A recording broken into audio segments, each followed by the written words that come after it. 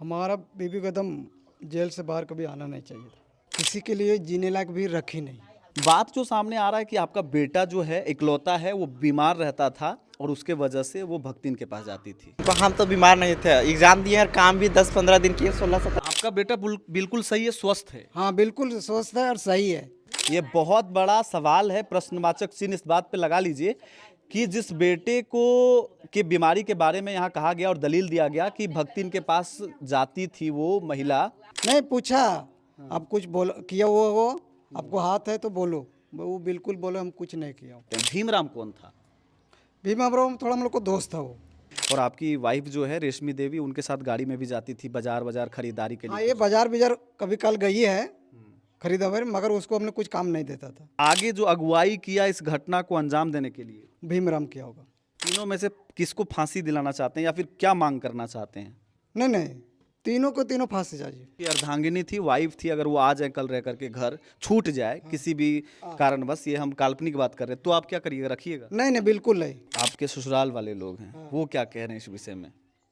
उस ससुराल वाले क्या ससुराल हमारा सास बोल रहा है क्या कि जो भी गलती है हमारा दामाद का गलती है। इस दुनिया का सबसे मजबूर पति, इस दुनिया का सबसे बेबस पिता, हम उसी घर के बाहर मौजूद हैं और रेशमी देवी का ये घर है। एक पिता के दिमाग में क्या चल रहा होगा जब उसकी पत्नी जेल में है, जब उसकी एक छोटी सी बच्ची जिसके कमाई के लिए, जिसके जीवन यापन के लिए वो लगातार मुंबई में रहा, कमाता रहा, आज वो क्या सोचता है, ये समझने का विषय है, ये जानने का विषय है। हमको दुख है विनोद जी, आप क्या कहना चाहेंगे? आपका प्रतिक्रिया क्या रहेगा? प्रतिक्रिया है रहेगा ना। हमारा बीबी कदम जेल से बाहर कभी आना नहीं चाहिए था।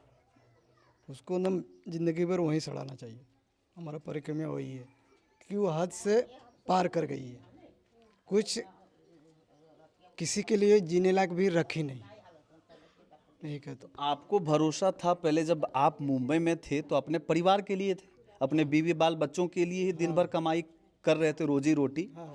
वो आपको फ़ोन में बताती नहीं थी कि ये सब चीज़ें घर में हो रहा है? नहीं नहीं बिल्कुल कुछ नहीं बताते थे। मैं काम पे जा रहा हूँ, जहाँ काम पे जा रहा हूँ वहाँ काम पे जा रहा हूँ, ये सब बताती थी। ईटा ढोने जा रहा हूँ, अपने जंगल झाड़ जा रहा हूँ, इतने बताती थी। अरे बाकी कुछ नहीं बोलती थी। घर में किसी तरह का कमी था? आपकी एक बेटी जो बड़ी थी ब्याही गई थी, अब तो कोई कमी नहीं था आपके घर में? एक कमी तो बेटा, बिल्कुल कुछ नहीं थे साहब। कमी आप दिए थे? नहीं बिल्कुल कोई चीज़ का कमी नहीं दिए थे। बिल्कुल तो बिल्कुल। हमारा लड़का भी बड़ा हो गया था। ऐसा नहीं है कि हमारा खेती बाड़ी जो भी है सो जिन्हें खाने लायक तो हो ही जाता था, वही करती थी। आकर हम जून में हमेशा खेती करने के लिए भी आ जाता था सर। विनोद सिंह एक जीता जागता उदाहरण है जिम्मेदारियों के बोझ उठाने की, और इनके साथ जो हुआ इस पीड़ा को अब यही समझ रहे होंगे। किसी परिवार के साथ आज तक हमारी जानकारी में ऐसा नहीं हुआ है कि उसकी अपनी ही घर की वाइफ अपने ही बच्ची के साथ ऐसा की। बात जो सामने आ रहा है कि आपका बेटा जो है इकलौता है, वो बीमार रहता था और उसके वजह से वो भक्तिन के पास जाती थी। नहीं नहीं सर, ऐसा अभी हमारा लड़का बीमार कभी नहीं रहा है। ये भी झूठ है? ये भी झूठ है सर। से बाहर आ जाइए। हाँ ये भी झूठ है सर। आपका बेटा बिल्कुल सही है, स्वस्थ है? हाँ बिल्कुल स्वस्थ है और सही है, और पढ़ाई भी कर रहा है। पढ़ाई भी कर रहा है? हाँ तो फिर ये बात कौन बोल रहा है झूठ? पुलिस बोल रही है या फिर? जो अगर बोला है मगर ये बात झूठ है। ये झूठ है? झूठ है, झूठ है। हमारा लड़का को भी मेडिकल चेक वगैरह कुछ भी उसका प्रॉब्लम नहीं है सर। तो फिर क्यों गई थी आपकी वाइफ वहाँ पे? अब क्यों गई थी भगवान को भी मालूम होगा, और हम लोग को किसी को आप बोल रहे हैं कि आपके घर में कोई कमी नहीं है, हाँ, कोई आपकी कमी बेटी की शादी हो गई है, खुशहाल परिवार है, हाँ, खुशहाल परिवार बेटा स्वस्थ है, तो आखिरकार क्यों कोई भक्त इनके पास जाएगा? दुख होगा तभी ना जाएगा। नहीं, दुख तो कुछ नहीं था सर। आपकी जानकारी के अनुसार अपने बेटे को कभी लास्ट टाइम हॉस्पिटल लेके गए थे, ये जानकारी है आपको? नहीं नहीं हॉस्पिटल कभी लेके गया नहीं है नहीं, और कभी कुछ हुआ नहीं हमारा लड़का जो भी। ये बहुत बड़ा सवाल है, ये बहुत बड़ा सवाल है, प्रश्नवाचक चिन्ह इस बात पे लगा लीजिए कि जिस बेटे को की बीमारी के बारे में यहाँ कहा गया और दलील दिया गया कि भक्तिन के पास जाती थी वो महिला, पिता कह रहे हैं, क्योंकि एक पिता को पता होता है उसके घर में उसका बच्चा बीमार है, ऑब्वियसली पता होता है कि पिता ही सब कुछ करता है। ऐसे में ये कह रहे हैं कि बीमार नहीं था, तो कौन झूठ बोल रहा है? आखिरकार इस पूरे कहानी में एक झूठ है जो ये बताया जा रहा है। क्या कुछ और था जिसके वजह से भक्तिन के पास वो जाती नहीं, थी? और कुछ नहीं था। तो ऐसे में पुलिस झूठ बोल रही है। हाँ क्योंकि वो हमारा लड़का बीमार भी नहीं था और अब कुछ घर में प्रॉब्लम भी नहीं था, ये बात है उसके लिए। बाकी कोई अब जो बात भी है ना, उसको तबीयत खराब हो रहा अपने थोड़ा सर्दी खांसी हुआ होगा तो वही, और बाकी कोई बीमारी उसका नहीं है। इतने बात। आप ये घटना सुनने के बाद मुंबई से दौड़ के चले आए कि एक बच्ची के साथ ऐसा हुआ, उसके कितने दिन के बाद आपको ये सब पता चला? आप गए होंगे, पत्नी से मिले होंगे, पूछे होंगे, हम लोग भी आए थे, क्या पत्नी आपको बताई कि ये सब हम कांड किए हैं? पति के बहुत करीब होती है पत्नी। नहीं बिल्कुल नहीं, पूछ पाछ किया मैं नहीं किया हूँ, बिल्कुल नहीं, नहीं कभी भी नहीं पूछा। आप कुछ बोलो किया वो आपको हाथ है तो बोलो, वो बिल्कुल बोले हम कुछ नहीं किया हूँ, कुछ नहीं किया। कुछ नहीं, कभी भी नहीं बोली। आपको शंका था? नहीं, शंका बिल्कुल नहीं था कि ऐसे वो करेगी, बिल्कुल शंका नहीं था, विश्वास था कि वो नहीं ऐसे करेगी। चलिए, इस कहानी में एक और सबसे बड़ा जो पेंच है, इस कहानी में सबसे बड़ा एंगल है, वो है भीमराम, जिसको लेकर के प्रोटेस्ट हो रहा है, पार्टी से नाम जोड़ा जा रहा है और राजनीति भी जमकर हो रही है। भीमराम के बारे में जरा चर्चा करते हैं। भीमराम कौन था? भीमराम थोड़ा हम लोग को दोस्त था, वो भीमराम है ना, हम लोग दोस्त था थोड़ा, वही तो कभी कल आता जाता था, उसके बाद और कुछ नहीं। तो वो तो बहुत बड़ा कांड करने वाला निकला। पुलिस बता रही कि उसी ने आपके बच्ची के साथ ये किया। हाँ वही आता जाता तो वही है। तो वो तो मानव नहीं, वो दोस्त कहाँ, वो तो दानव निकला आपका। आप उसको दोस्त बोल रहे हैं। दोस्त तो हर घड़ी हर समय अपने दोस्त के साथ में रहता है ना? रहता, मगर अभी वो साथ नहीं दिया ना, वही दुश्मन हो गया ना, पहले दोस्त बना तो वो तो हैवान हो गया ना, वो आदमी पूरा थोड़ी। एकदम राक्षस हो गया। तो भीमराम तो राक्षस है, क्योंकि आप तो दोस्त पूरा राक्षस हो गया ना, अभी भीमराम पूरा राक्षस हो गया, कभी वो दोस्ती अभी निभाई नहीं, पूरा पूरा वो राक्षस हो गया। तो आप जब भीमराम, आप भी तो यहाँ एक मेरा एक व्यक्तिगत सलाह है कि जब आप बाहर में कमा रहे थे, सब पैसा आप दे रहे थे, तो भीमराम फिर कौन था जो आपके घर में ये सब कर रहा था? गांव की महिलाएं भी कहती थी कि घर में आकर के वो कुछ लेन देन भी, सब कुछ जो जरूरत लगता था वो करता था। तो ये आप क्यों परमिशन दिए थे? नहीं, उसको तो मैं कुछ परमिशन नहीं दिया था सब, तो फिर अपने मन से वो कैसे आता था? वो अपने मन से कभी अगर फोन बिन किया, मगर अभी उसको कोई है ना, हम लोग खुद काम करने चाहते, उसको कभी कुछ काम दिया नहीं है, वो बात है, बिल्कुल उसको काम नहीं देता था। काम नहीं देते थे? नहीं। लेकिन यहाँ लोग बोल रहे हैं कि वो भीमराम आपके घर का काम करता था और आपकी वाइफ जो है रेशमी देवी, उनके साथ गाड़ी में भी जाती थी बाजार खरीदारी के हाँ लिए। ये बाजार कभी कल गई है खरीदारी, मगर उसको हमने कुछ काम नहीं देता था, ऐसा है। तो आपको लगता है कि यहाँ पर हमने गलती किया, चूक किया? समय रहते अगर भीमराम को हम अपने घर से बाहर का रास्ता दिखाते तो आज मेरे घर में ये कांड नहीं होता। मैं गलती किया है कि उसको पहले मैं चेतावनी देना चाहिए था कि हमारा घर आना जाना बंद कर दो। पहले चरित्र लेकिन पता नहीं था। नहीं था पता। अब आप क्या चाहते हैं? इस पूरे कांड में 3 लोग दोषी हैं, भगतीन, भीमराम और रेशमी देवी आपकी वाइफ। सबसे ज्यादा किसका हाथ लग रहा है आपको?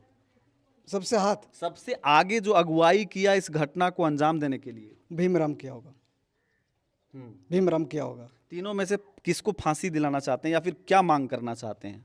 नहीं, तीनों को तीनों फांसी चाहिए। आप भी कह रहे हैं? हाँ तीनों को, किसी को बख्शना नहीं चाहते? बख्शना नहीं चाहते, बिल्कुल नहीं। आपकी अर्धांगिनी थी, वाइफ थी, अगर वो आ जाए कल रह करके घर छूट जाए किसी भी कारणवश, ये हम काल्पनिक बात कर रहे हैं, तो आप क्या करिएगा? रखिएगा? नहीं, बिल्कुल नहीं। वो अगर वो घर पे इधर आ गई ना, तो ये हमारा गांव वाला है ना, दूसरे दिन मेरे को हकल के इधर से निकाल देगा। आप क्या करेंगे? हाँ आप क्या करेंगे? गांव वाला तो निकाल ही देगा। हाँ। आपको अंदर से क्या लगता है, आप क्या करिएगा? नहीं, मगर उसको इधर अलावे नहीं देगा पत्नी को कि हमारा काम मत चढ़ो ना, उसको तो जेल में ना उधर ऐसे एकदम सड़ा देना चाहिए था। जेल में ही सड़ना है? जेल में उसको सड़ा दो। इससे पहले पत्नी के साथ आपका कुछ झगड़ा, कुछ गंदा चीज ऐसा कुछ हुआ जिससे आप परेशान चल रहे थे? नहीं वैसे अच्छा चल रहा था? हाँ, पता नहीं चला कुछ। पता नहीं चला? नहीं। अच्छा, अब आप क्या चाहते हैं? प्रशासन ने तो सुनवाई कर दिया है, आगे आप क्या पत्नी के बचाने के लिए कोर्ट वगैरह जाने का रुख कर रहे हैं? कुछ आपको चल रहा है अंदर में? हर परिवार चाहता है। नहीं, मैं कोर्ट बीट के इधर जाना नहीं चाहता हूँ, बिल्कुल नहीं। उसको भी बचाना भी नहीं चाहता हूँ। ऐसे अकेले रहिएगा? अभी आपके घर में और कौन कौन है? हमारा लड़का रहेगा ना, लड़का है, एक लड़की है, तो वो अब लड़का लड़की को मेरे को अच्छा से ख्याल रखना है, माँ को ख्याल रखना है, अच्छा से उन लोग को एकदम सेवा करना है, उन लोग को अच्छा से। लड़का को रास्ता दिखा देंगे, लड़की के, ये हमारा कारण है। ये आपकी जिम्मेदारी है जो निभाएंगे आप। हाँ, अपना जिम्मेदारी अब निभाएंगे। आपकी मम्मी कह रही कि इतना साल हमरा हो गया, हम अपना बेटा बीमार पड़ा था, हम कहीं भक्तिन के पास नहीं गए, तो फिर बराबर बोली इन्हें। लेकिन वहाँ गलत हुआ। हाँ, चलिए एक और सवाल होगा, जो आपके ससुराल वाले लोग हैं वो क्या कह रहे हैं इस विषय में? उस ससुराल वाले क्या, ससुराल हमारा सास बोल रहा है क्या कि जो भी गलती है हमारा दामाद का गलती है। सास आपको गलती बोल रही है? हाँ, क्योंकि आपको बोला 6 महीना घर रहो, 6 महीना बाहर रहो, अब घर नहीं रहा, इसके लिए ऐसा कांड हुआ है। घर रहने के लिए बोल रही थी, अब बेटी को अपना नहीं बोल पा रही थी। नहीं नहीं, अब फिर कितना भी बोला कि अपना बेटे के सामने और कुछ पूछ पाछ करो, बोल हमारा बेटी ऐसे नहीं करेगी। अच्छा, आप ही को दोषी मान रही थी। हाँ, मेरे को पूरा दोषी तो है। आप बोले ना अब सास को कि देखिए अब भुगतना पड़ रहा है, अब ये कांड हो गया। सुनने का भी तैयार नहीं है इन्हें, बिल्कुल सुनने का तैयार नहीं हो। ये बात है। तो ये हैं रेशमी देवी के पति, जिम्मेदार पति विनोद कुमार सिंह, और ये उस बेटे के बाप हैं जिनके वजह से एक कहानी रची गई पुलिस के कथनानुसार कि बेटा बीमार रहता था, इसलिए ये घटनाक्रम हुआ। अब यहाँ पर स्पष्ट तौर पर ये बात सामने निकल करके आ रही है, जो फॉल्ट है कि बेटा तो बीमार ही नहीं है, और अगर बेटा बीमार है तो उसे डॉक्टर के पास ले जाना चाहिए, और परिवार जिम्मेदार है, परिवार उसके लिए तैयार भी था।